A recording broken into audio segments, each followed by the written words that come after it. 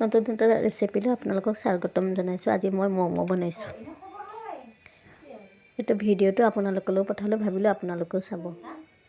এয়া মই chicken boil কৰিলোঁ, তাৰ লগতে মই ময়দাখিনিও গৰম পানী দি সানি ল'লোঁ। চিকেনখিনি বইল হোৱাৰ পিছত মই সৰু সৰুকৈ পিচ কৰিলোঁ, কৰি মই তাতে মছলা পিঁয়াজ যি লাগে এইখিনি মেৰিনেট কৰিলোঁ, কৰি আৰু ময়দাকেইখন সৰু সৰুকৈ বেলি লৈ এয়া মই ময়দাখিনি সানি বেলি কিনি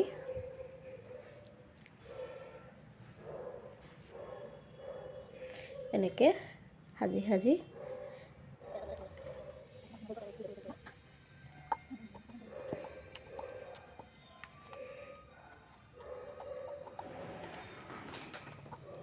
সাজি থলোঁ। মই চিকেনৰ লগত দিলোঁ আপোনাৰ জলকীয়া গুড়ি, ধনিয়া গুড়ি, জিৰা গুড়ি, লগতে পিঁয়াজ, এইখিনি দি মই ম'ম' বনালোঁ।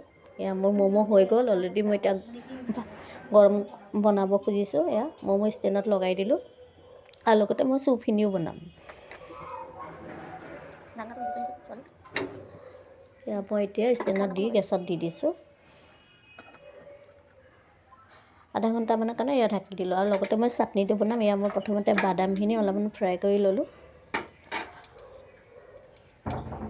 এইটো চাটনিৰ কাৰণে ম'ম' চাটনি।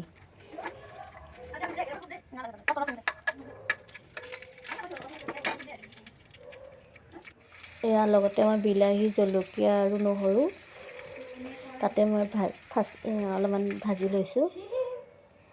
এয়া মোৰ ম'ম' অলৰেডি হৈ গ'ল, লগত মোৰ চাটনি হৈ গ'ল।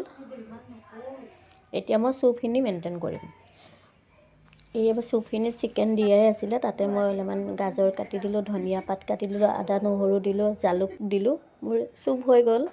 এয়া মোৰ ম'ম' ৰেচিপি ৰেডি। আপোনালোকে মোৰ ভিডিঅ'সমূহ চাই ভাল পালে লাইক কৰিব, শ্বেয়াৰ কৰিব, আৰু লগতে ছাবস্ক্ৰাইব কৰিবলৈ নাপাহৰিব। আৰু মোৰ গৰম গৰম ম'ম', গৰম গৰম চুপ, লগত চাটনি।